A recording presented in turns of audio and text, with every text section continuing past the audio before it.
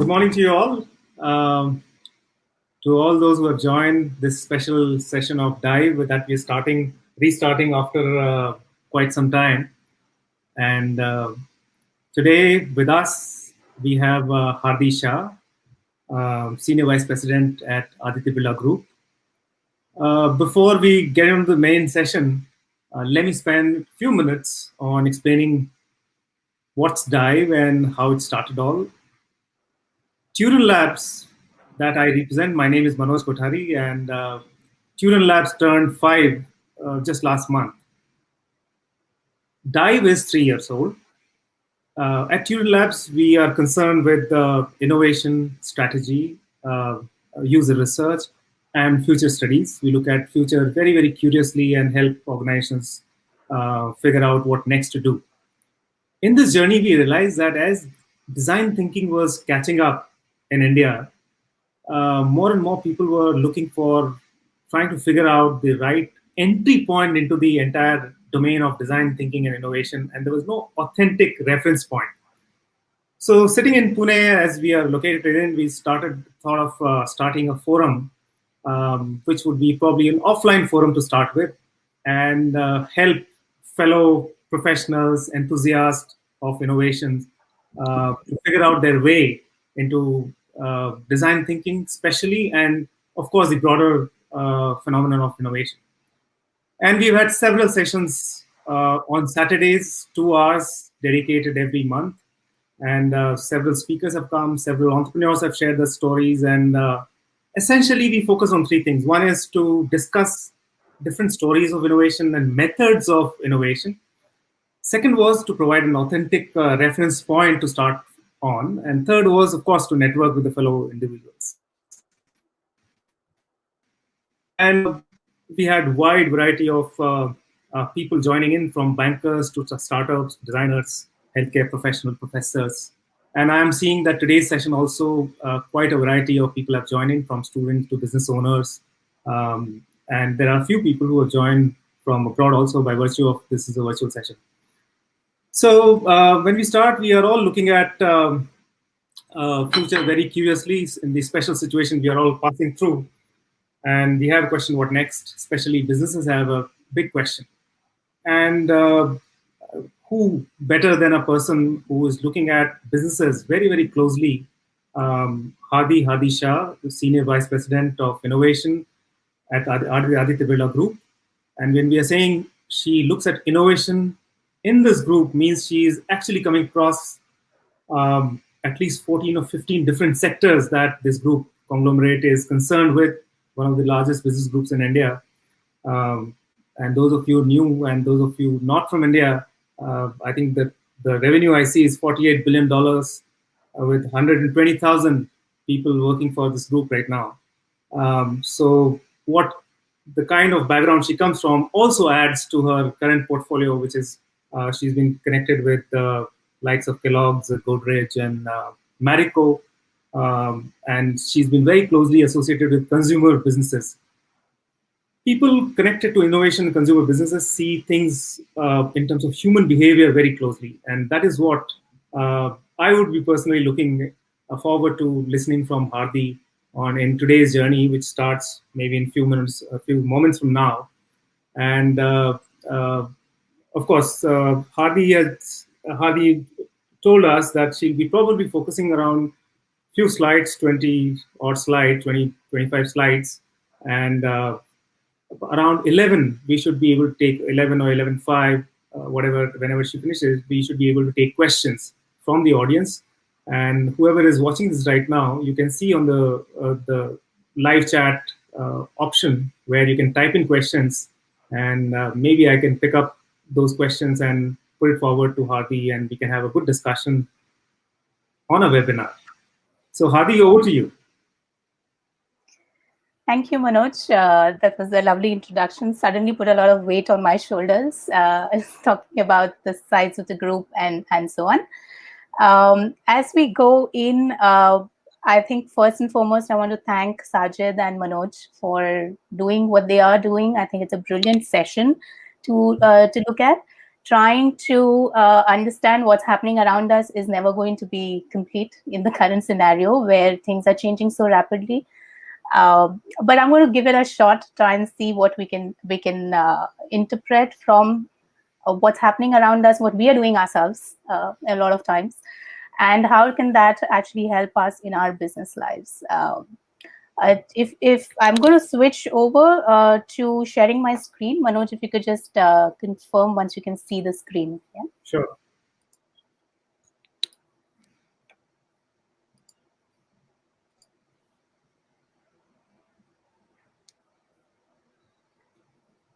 Yeah. Yes. Cool.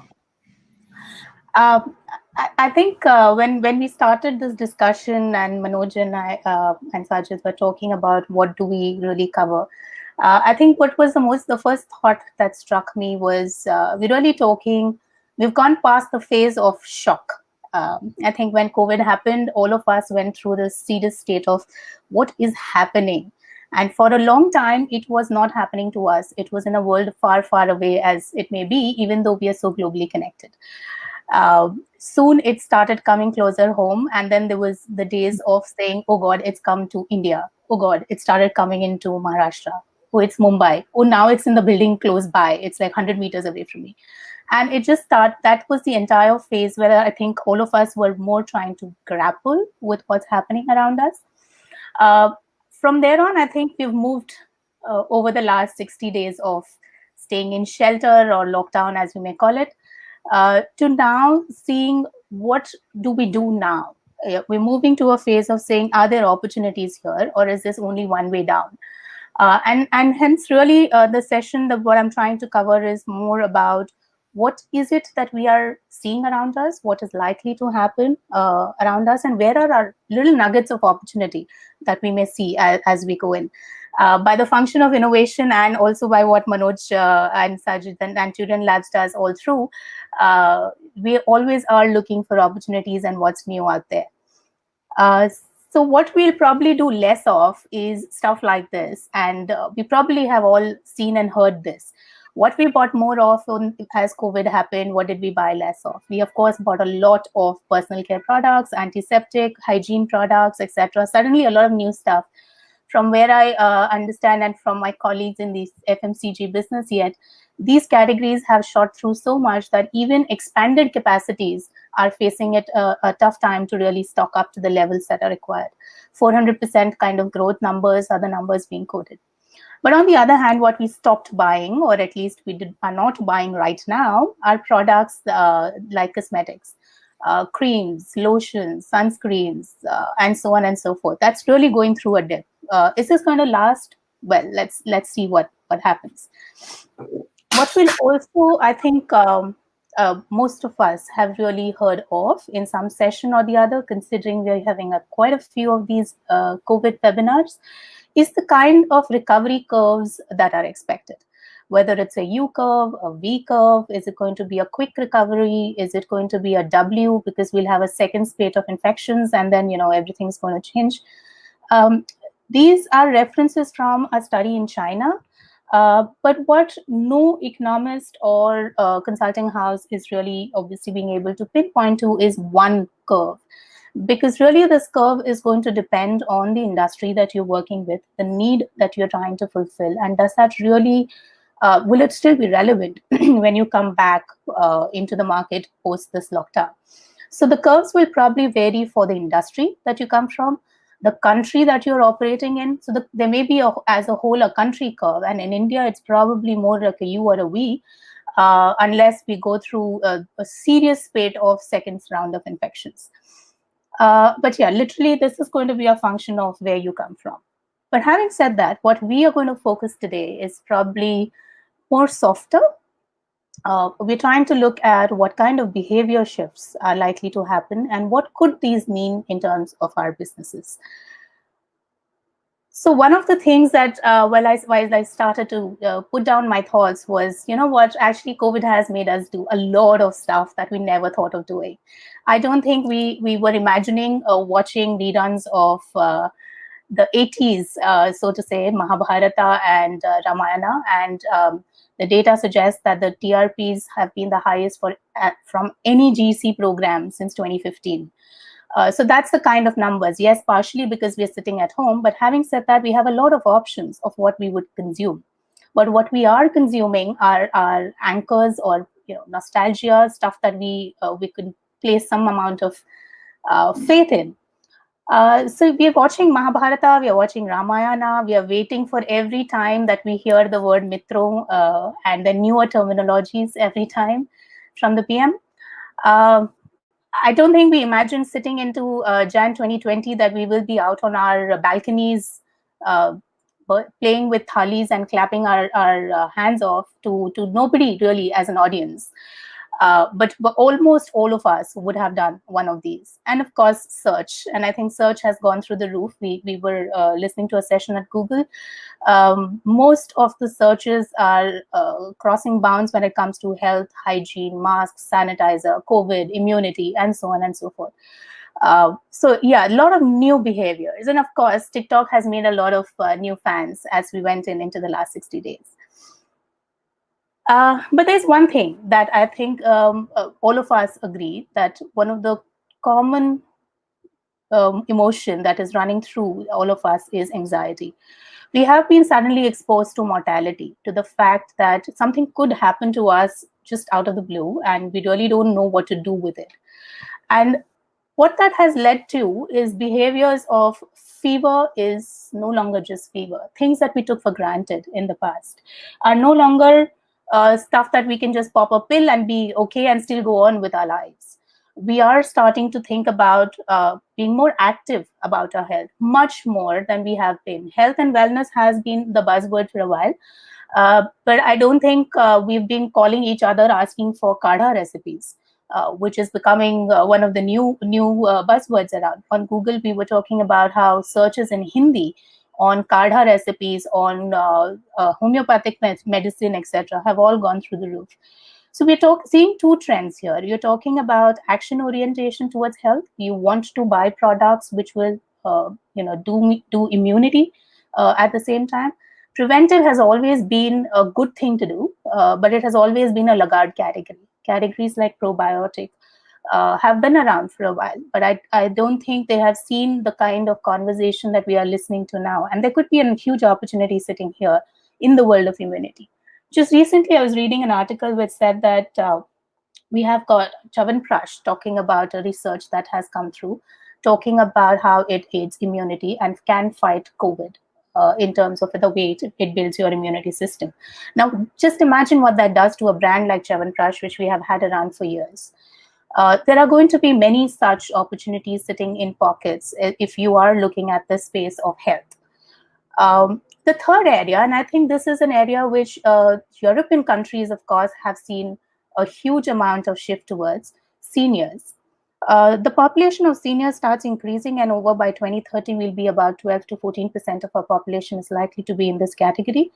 But they have been largely, because of our familial situations, typically been people who live with us, and we really never focused differentially on their health. But this 60 days has made us realize that my parents, who stay probably 2 kilometers from where I do, suddenly need support. They need differential support. I'm extremely anxious about their health. How do they go about with their life in a situation where they have no help around?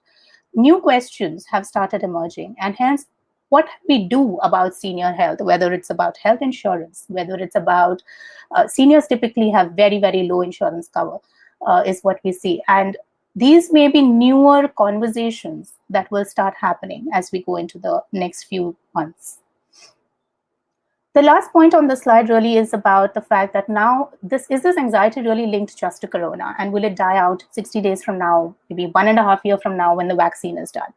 My sense is that the anxiety created right now and over the next 1 year will really move from just Corona or related flus to actually all kinds of diseases. So we're talking airborne, surface-borne, all kinds of diseases, and newer opportunities hence exist in those spaces too. The second big shift, hence, because we have been hit by something that we didn't really know about, is to seek control. Human behavior has always been to try and control what I can. And whether that is pollutants, whether that's nutrients, whether that's contamination that's coming into my house, can I really measure the pollution that's happening into the house? So far, it was just a Delhi story, but that's probably going to change very soon. And that means for businesses that are looking at air or looking at paints, looking at all kinds of products, you could really pick up and say, can I give the consumer a way to seek control on what comes into his house, into his, or what goes into their body? Accelerated shifts have been seen, obviously, in categories of hygiene, disinfectants. Almost every brand worth its name now has a hygiene product, whether it is all the way from L'Oreal making hand sanitizers to companies like Marico who've launched the Veggie Wash. Products are being churned out at a much, much faster pace than the classic innovation funnels that we used to know. Interestingly, it's also creating some very, very new products. And I want to show you here one that we saw. We are all going to be talking about social distancing, but none of us really know how to do it, especially in countries like ours or when we have kids. This is an interesting experiment done by a school in China when they were coming back after the lockdown. Kids are never going to know how much distance to really keep from each other. And that's a fabulous, interesting device that they've created to be able to help the kids and the mothers. There's another gentleman sitting in, I think, Switzerland, who's created a hat of similar sort with a laser circular perimeter, so to say, within which nobody else should be coming in. So very, very interesting new tools are being created to give control to people as they go back into life. Moving on, with the third big area is where we've been all hit is financial. I think about, if I remember correctly, we have about 60% of the population which is talking about some kind of reduction in their income levels. What does that mean? It makes us realize that continuity can't be taken for granted. We're talking about sudden tragic possibilities. There have been a lot of stories, I'm sure you've read some, about if you are detected corona and if you do go to a hospital, you're not even going to have a chance to tell your siblings or your family what is your wealth and how do you want to deal with it and how do they access stuff and so on and so forth. Suddenly, hence the whole category of digital wills and stuff like that has started coming up. You have seen people, and in my own building, I see a lady who's probably 50, and not often the age when we talk about wealth management, talking about please come and sign a will for me because I don't know what will happen. So while anxiety is just on health, it's also leading into a lot of other places of assurance that my family is going to be taken care of insurance. How do I manage my life at a time like this when there is probably zero income? There are people who are losing sleep over it because you have in UK one of the studies talking about 25% of the employees are losing sleep because of financial worries, and they can't even perform best at work. So what we're talking about is there is this new adjacent space which comes up at the moment that you're talking about an anxiety of this sort. How can we really help the consumer here? With a lower income, can I really help the consumer with budgeting tools, deal finders, anything that can help them manage their finances better? As the consumers and businesses come back, we're talking about possibilities of reverse mortgage. What can I mortgage for him to restart his business, other than, of course, what the government is helping them do with the liquidity? But the big question that all of us are talking about is in consumer segments. Will the buyers really come back? Do they really want to shop after all of this? And which categories will they really want to shop for?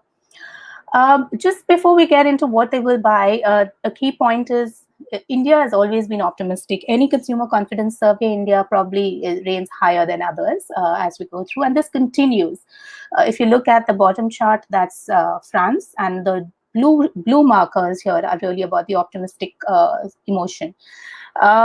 Really, if you look at the blues, India is way ahead of where the European countries are, and these two are reference countries.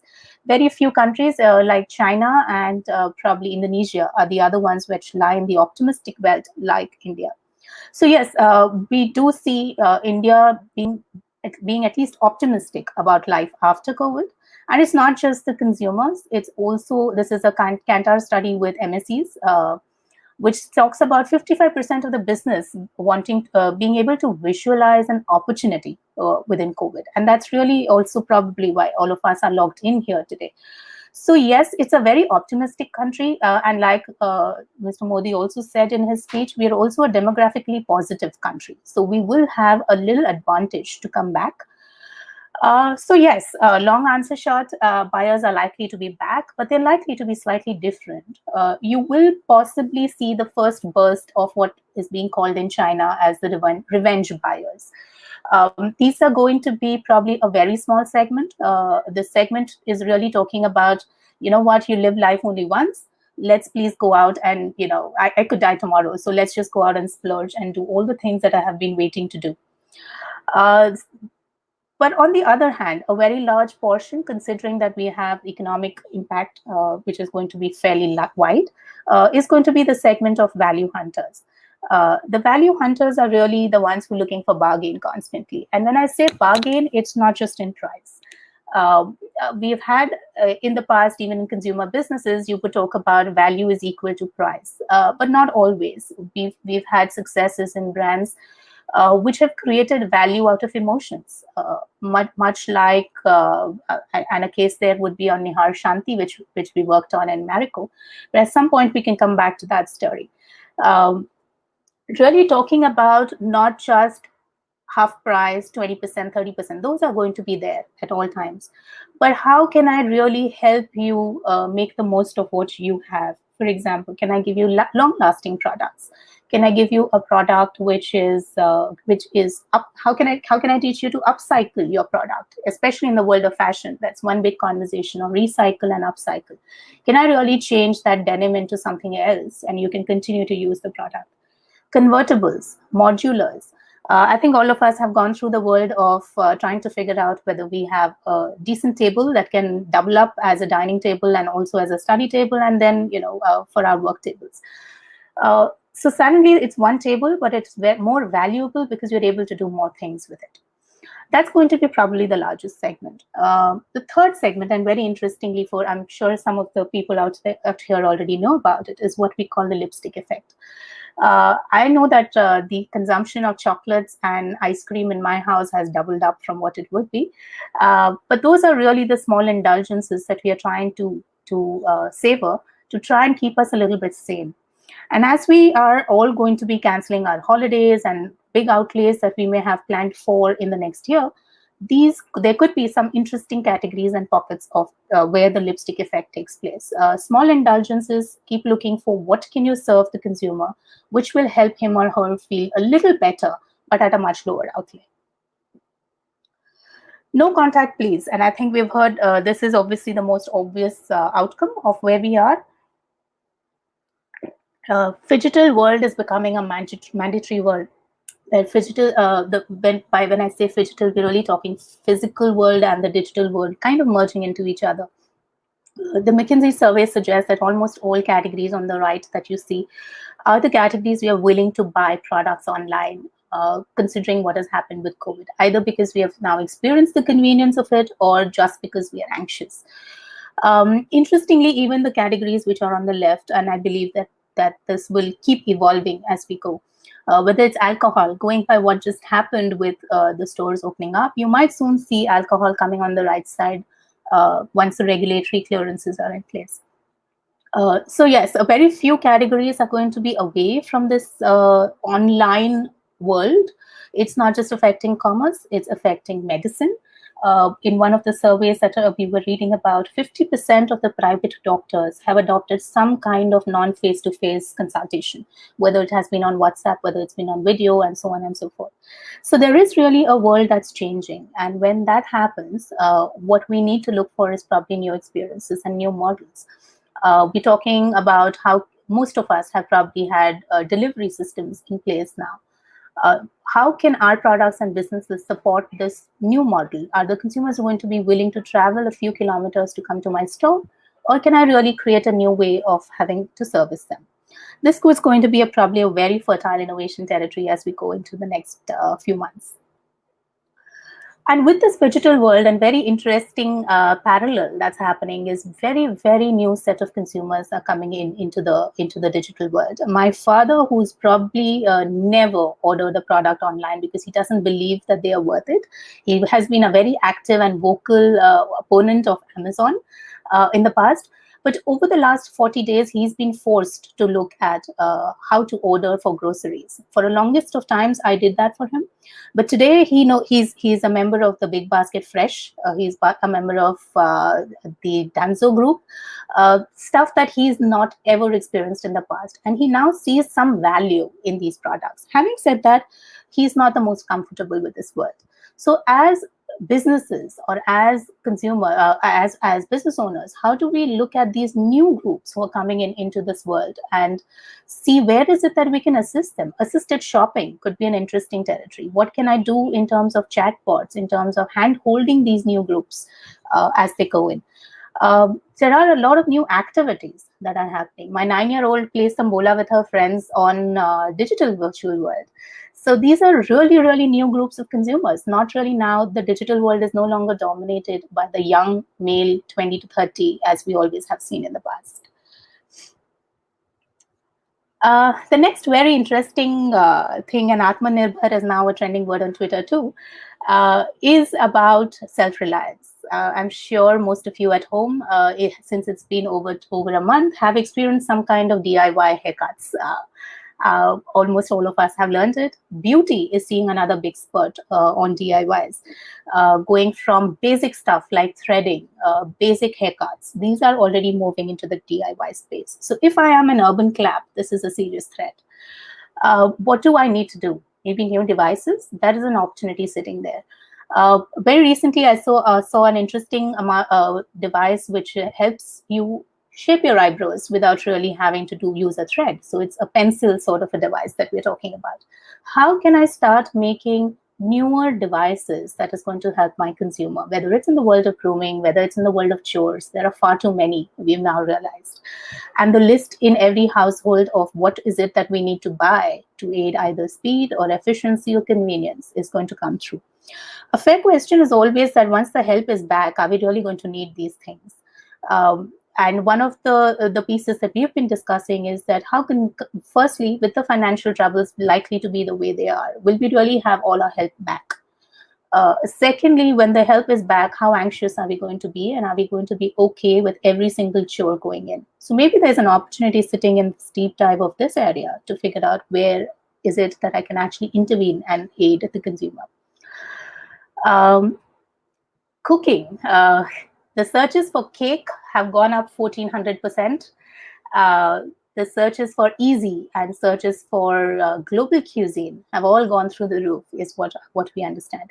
There's a newfound appreciation because you're sitting at home, and again, much like trying to see a ray of hope in all of this, there's a lot of experimental cooking. There's a lot of health cooking.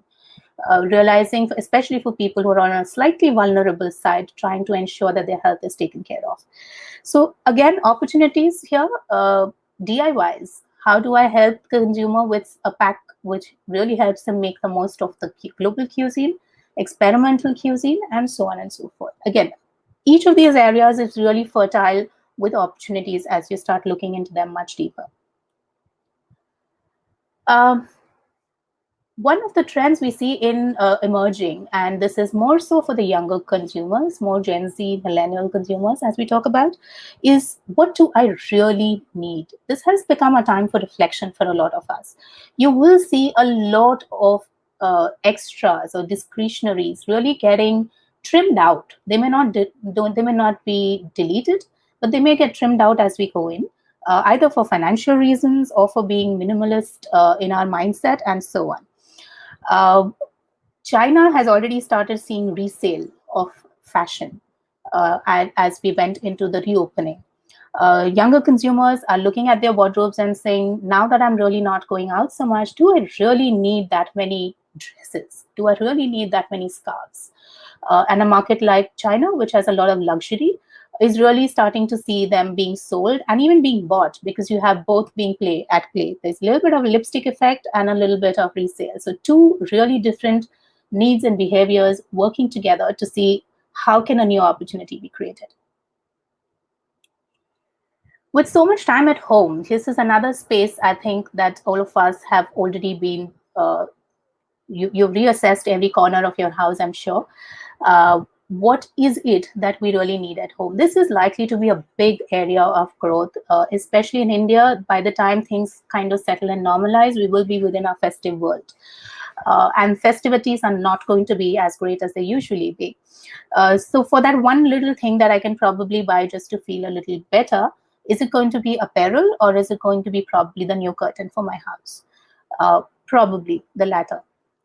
The house is also shifting, as we see, with so much time being spent in-house and with very little social interactions in the house, to being a space of comfort and cocooning, as well as being a space for multifunctional. I need my tables to be multitasking. I need furniture that can move around rather than just be stuck in one place. How do I really move and make the space more for me rather than for the show that we typically have as well? So projection products and projection categories may have a little bit of a setback, but what I would want for my own self, what I feel the family needs, the much softer floor cushion is probably going to be the one I go for. And alongside with this comes other categories that get impacted, right? With all of us sitting at home, how much fashion do we really need? Even if I start going back, we're going to have a percentage drop in the number of times I'm using my wardrobe.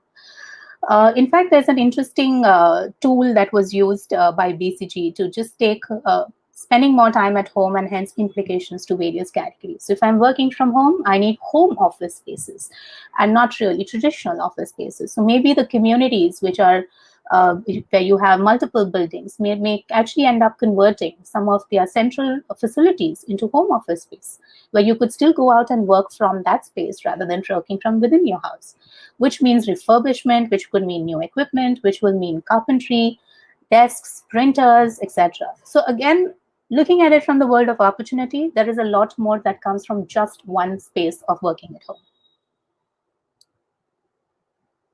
Make in India.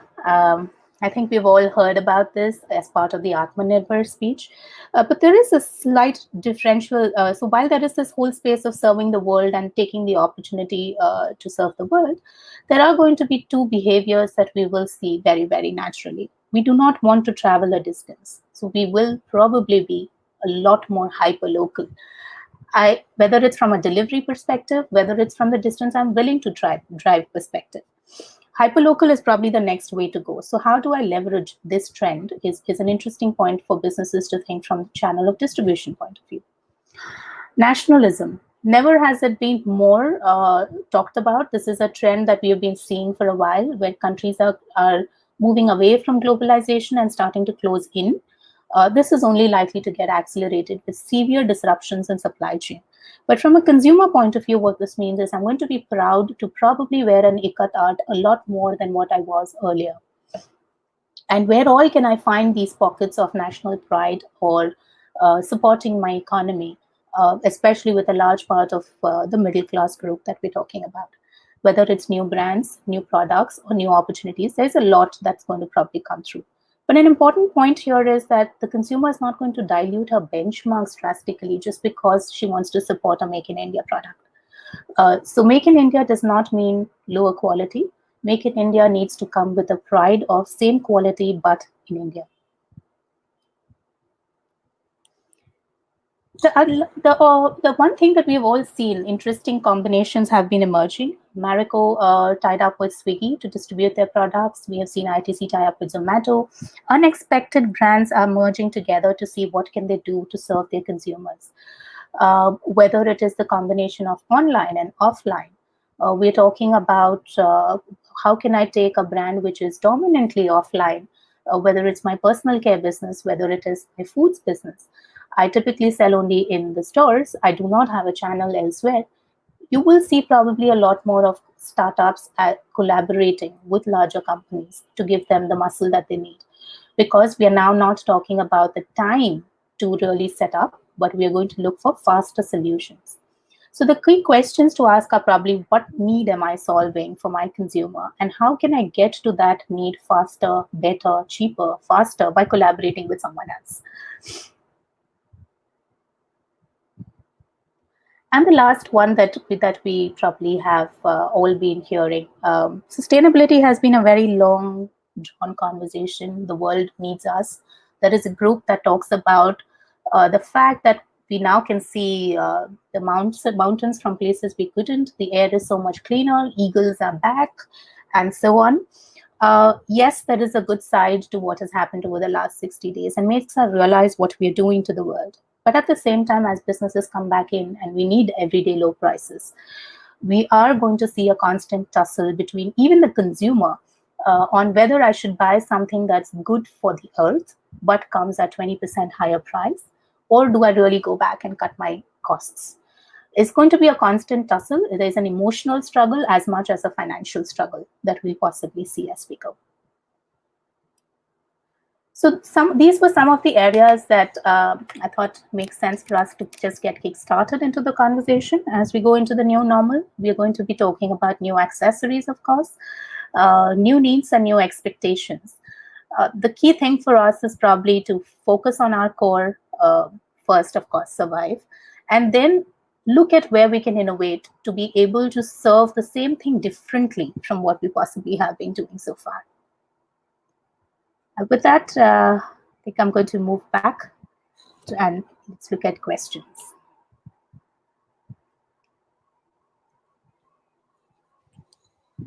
Thank you, Adi. It was a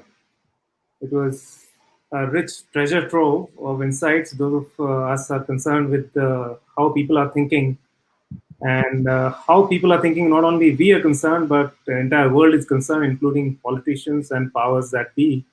So I think this reading the consumer mind, which in design thinking we call user, not consumer, goes a long way in tracking how policies are formed. So thank you so much. I personally enjoyed this discussion so far, and let's go to questions. One question which has come from Parth Jain. He's asking, how do you see consumers adopting to the local products that fall under healthcare, personal care, and hygiene? So I guess that you touched upon this one in your reference to Chyawanprash, but maybe you can touch upon. And the second question, maybe not connected, but I see another question from him. It's is regarding luxury. What happens to the luxury, the entire concept of luxury, and the buying habits around that? So two from him. One is around the luxury, and second is around the local health products. So I think on local health products, that's probably also the highest anxiety area that we're all talking about at this point of time. We have already seen a burst of users going for sanitizers, no matter what the brand, when we were all out of stock with sanitizers. As long as it seemed to have some kind of a claim which made sense, we kind of upstocked on it. But that was a behavior of shock. But as we go into the new settled spaces, I think trust is going to be a very important factor when it comes to health. Now, whether the trust is with a local brand or it is with a global brand, I think the question is, can I really trust this brand to give me the health credentials or to help me with my immunity, and so on and so forth? It's going to be a very critical factor. So, of course, brands which have some kind of legacy are going to have an advantage there. Having said that, just the second big opportunity for local players is going to be if I can talk very strongly about what I do for your health, whether it is by certifications or by trying to figure out who can endorse me. I think those are interesting opportunities where consumers will be willing to adopt even local brands as we go in from a health mindset. So two slightly differential answers, but of course, brands like Chyawanprash, like we said, will have a slightly greater advantage if they can combine the certification, the efficacy with the trust as you go in. On the second question on luxury, I think all of us are struggling on that question, and we have very, very different views on what will happen. But it really, again, depends on what category of luxury we're really talking about. If you're talking about Ferrari cars, they're not coming back soon. But if we are talking about a handbag, which was probably 2 notches higher than my affordability range, maybe that's going to be coming back, but not for at least a year. So there is going to be a mixture of how we react to luxury. Of course, the segment, like we said, which is the revenge buyers or lipstick effect consumers, are going to see a little bit of luxury uptake as we go in. But for the mass of India, luxury is a while away. Also, I guess luxury segment has been struggling ever since the advent of digital. To go mass or not to go, that's the question they've been struggling with. And there's a whole set of people asking questions about what a luxury brand should be doing. For example, I just saw LV, the Louis Vuitton mask recently, which just has the same LV logo pasted on the mask. Does it add to any further innovation, or is just another sticker business? So there are larger questions also being asked of relevance. So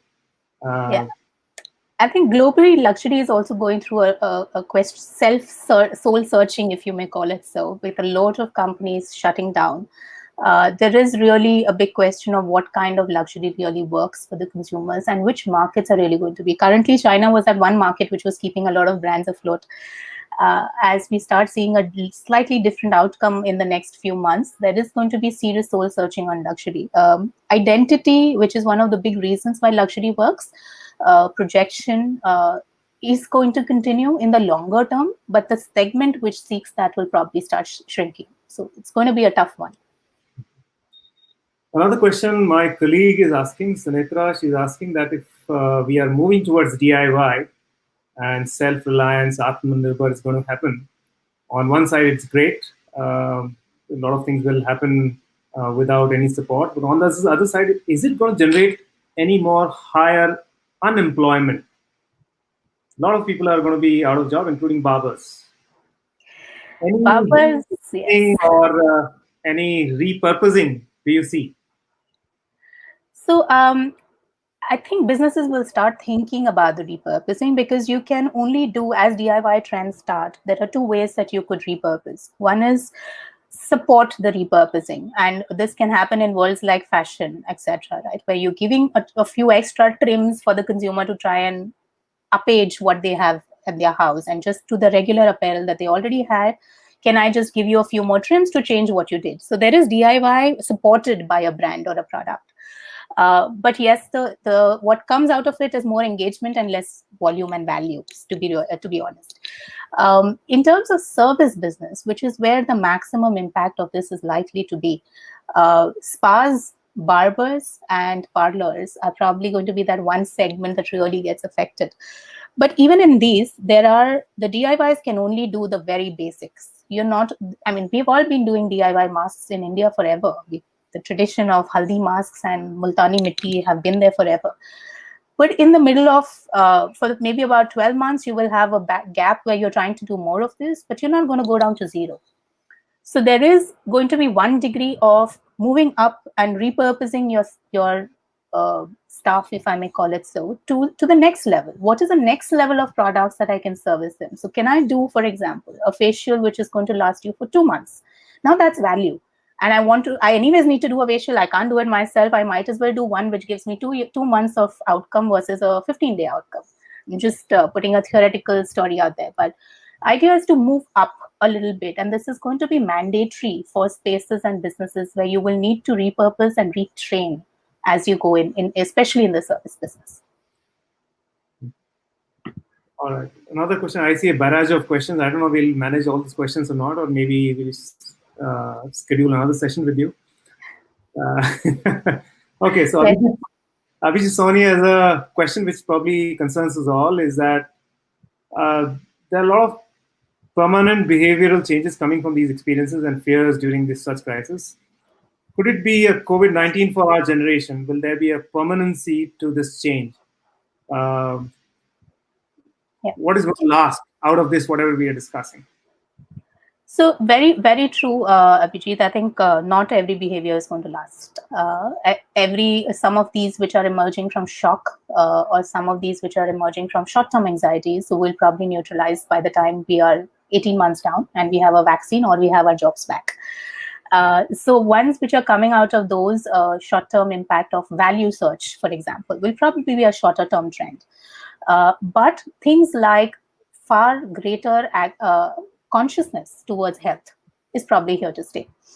Minimalism may or may not last, but the fact that I'm going to reassess whatever I'm buying is at least going to last for the midterm. So yes, there are behaviors that we will carry with us as a generation, and very true, each generation probably has had one such, right from when we're talking about the Great Depression to we're talking about liberalization in some cases. For some of us, we've grown up on the positivity in terms of the new normal.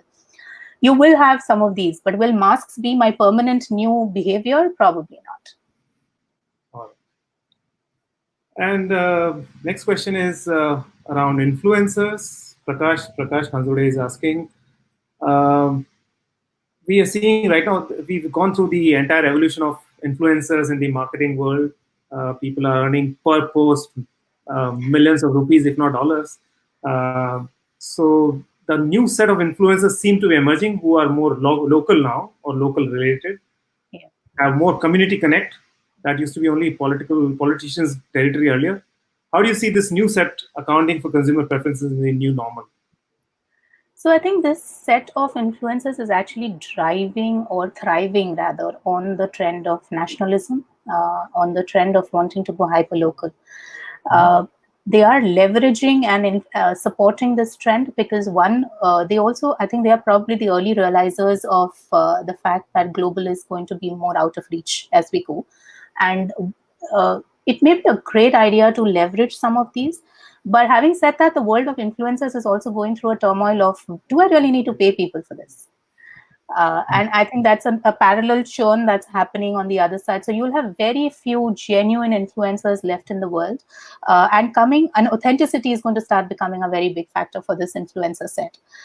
So yes, they will continue to influence local, and these influencers, so-called, and I'm using the word digital influencers very loosely, are often moving with the tide.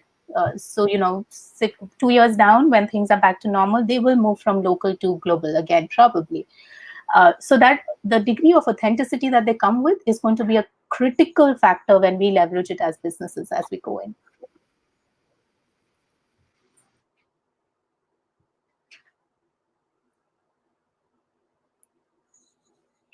Manoj, can't hear you. Sorry. Yeah, the more questions coming, there are some more are more focused on the individual sectors people are working with, what's going to happen to education, what's going to happen to translation industry. But maybe let me move to more specific one. And here is one. Animesh Bondre is asking, do you see people shifting to using traditional methods or practices rather than convenience in the case of food industry, as people have shifted to cooking? Now more and more people are cooking at home and experimenting with this. Do you think the entire Swiggy and Zomato will have tough time going forward? Today's news apart, where they're firing people. Well, firing people is probably going to be a short-term trend for a lot of categories and industries.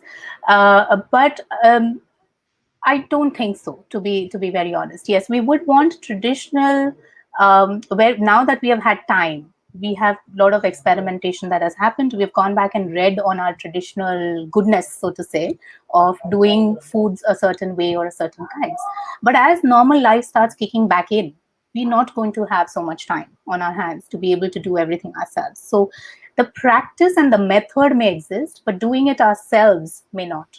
The convenience is going to start kicking back in. So in fact, that's an interesting opportunity to look at. If you can really package this traditional goodness in a way that is convenient for the consumer to access, much like what Maggi did in the past, but with a twist. You don't give the full package, you give them almost like a DIY. You could add your stuff to it, but from a traditional lens being made easy.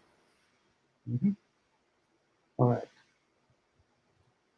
I have another question, which is from Shan Agarwal, who's asking, what is going to be the impact on format of education? Because I think many colleges have already shifted to, not colleges, all schools, including preschools also have shifted to now online learning.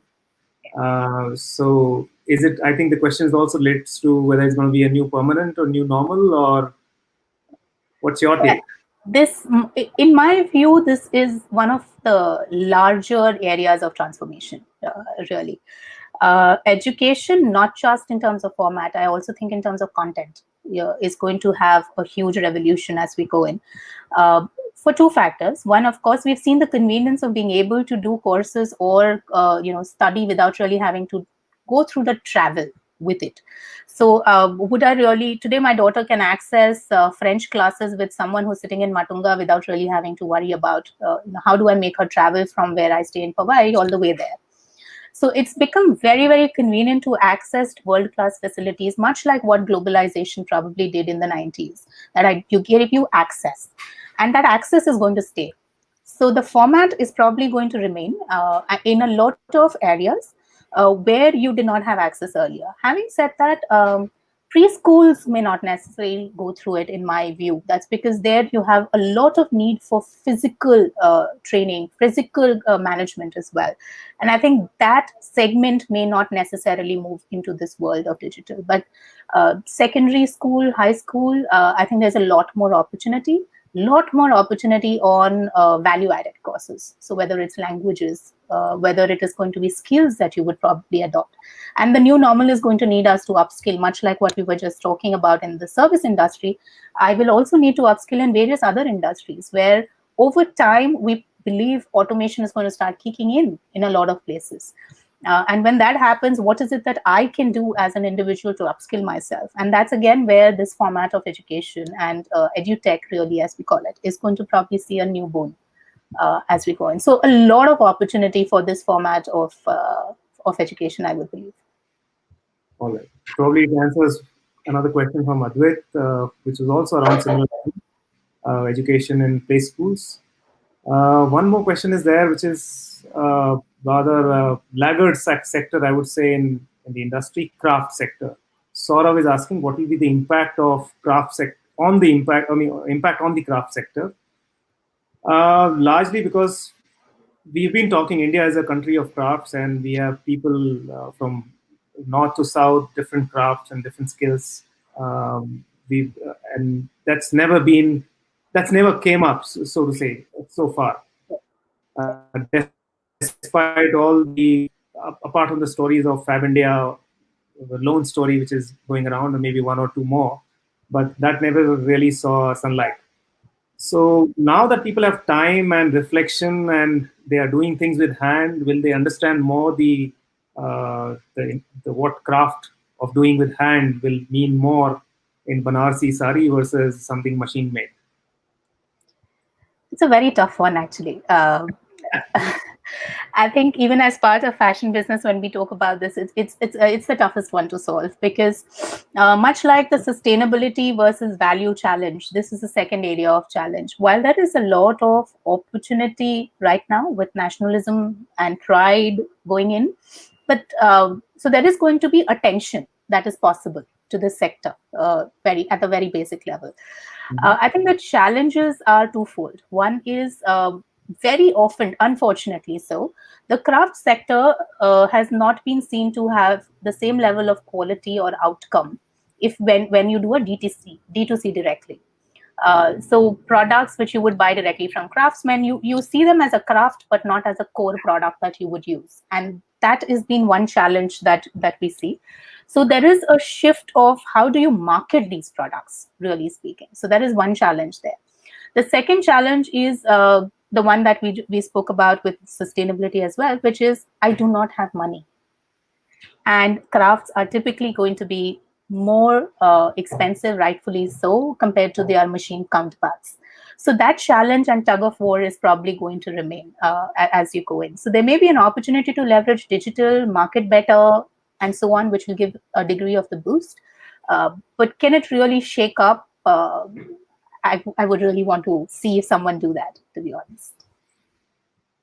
So it's not going to shake up everything, COVID, unlike we would like to think. All right. So there's another question coming from Mansi Shankar. You spoke about upcycling, increasing longevity of products.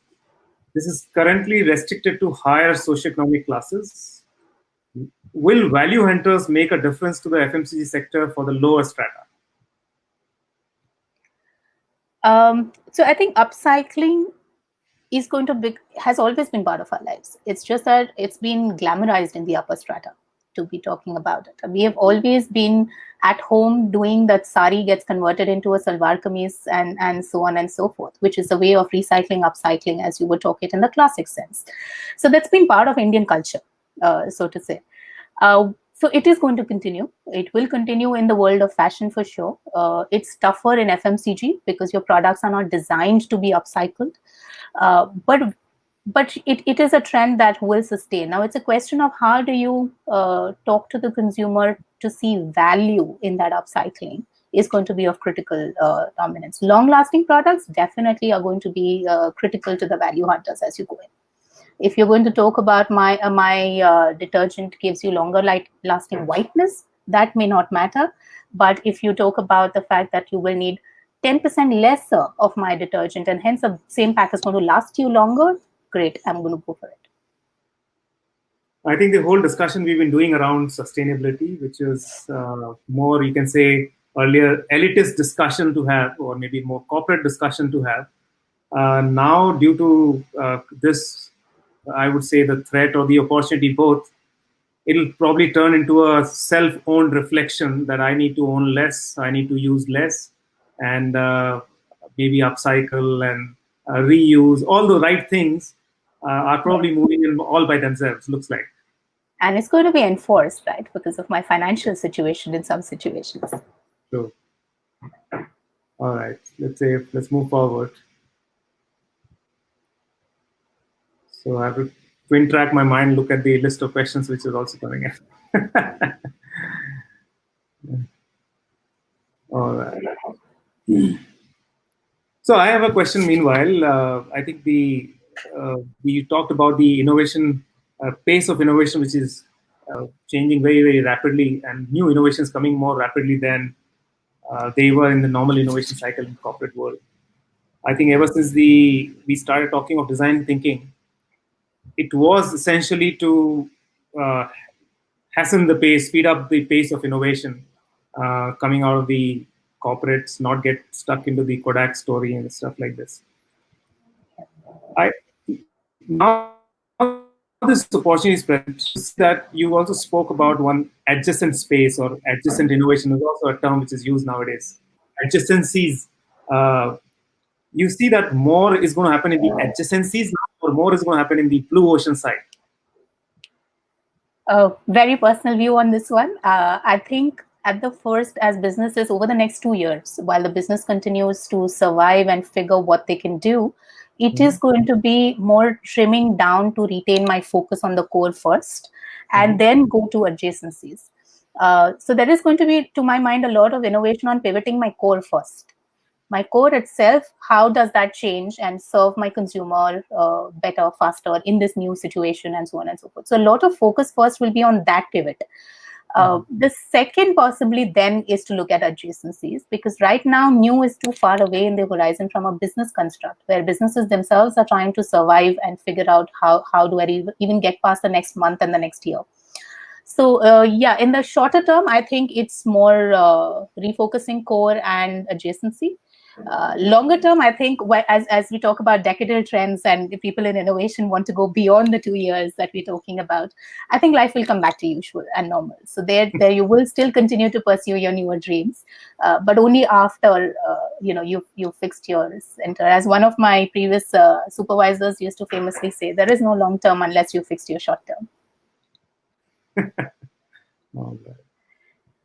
Okay, and maybe we can take one last question. It's 11:30 already. Consumer businesses, Shelly is asking questions. Consumer businesses are increasingly adopting digital means. Now, we know that digital is catching up. It was anyway enforced earlier, but now it's catching up faster. And acclimatizing themselves to the new normal. How likely are they to fall back on the old practices? I think one of the recent research we are doing is also around businesses and a lot of, you can say, desi businesses, including many other some international SMBs we are now interacting. They are pretty much working on the network, their own traditional network. They are working through phone and maybe WhatsApp now and stuff like this. How, if we don't consider this digital, how likely are they to fall back onto the old practices moment this is past? So I think I would split that into two parts. When we're doing business, digital is being adopted right now on two arenas. One is to the process part of business, which is whether I'm billing, whether when I'm talking invoicing, when I'm talking in case of factories, logistics management, and so on and so forth. I think once you've moved up on that into digital, you're likely to stay because you start seeing a lot more value and coming out of it, not just in terms of costs, but also in terms of efficiency, in terms of effectiveness and tracking and so on and so forth. So I don't think those are likely to fall back. The other side where digital is getting used is probably in the lack of human contact. You're using digital means to socialize, to network with your customers, to engage with them. I think some amount of that you will fall back on because you would want to go back to where the human touch is critical. And those areas, digital will never 100% substitute. Yes, you will continue to, for example, do some days where you still use leverage digital. Will it go back to zero? No, but it will not even go back to what it is in the current days. So you will have somewhere in the middle where it stabilizes, places where you need some degree of human contact and social activeness, I would say. All right. I think we should close it now. It's 11:33 already. I still have a lot of questions lined up, but maybe we'll have to either spare them through or maybe I'll pass it on to you and we can find a way to respond because we have contact numbers and emails of these people who have registered. Yeah, happy to do that. Yeah, let's do that on the side. And thank you so much, Hadi, for spending your time this Saturday morning and very articulate presentation and very articulate answers as well. I personally enjoyed it. I'm sure probably you also like the variety of questions which have come through. Yes, absolutely. Very interesting audience, I must say. It keeps you on your toes. All right. So thank you so much. And everyone can probably be a part of the Dive LinkedIn group, which we have created. There are a few registrations already, but others who have registered today can also probably be a part of that and we can have a conversation going. So until next time, thank you so much. Stay safe, stay good. Thank you for having me here. Bye-bye. Thank you, Manoj. Bye-bye. Stay safe. Bye-bye, Hadi. Thanks, Sajid, for handling this behind the curtains.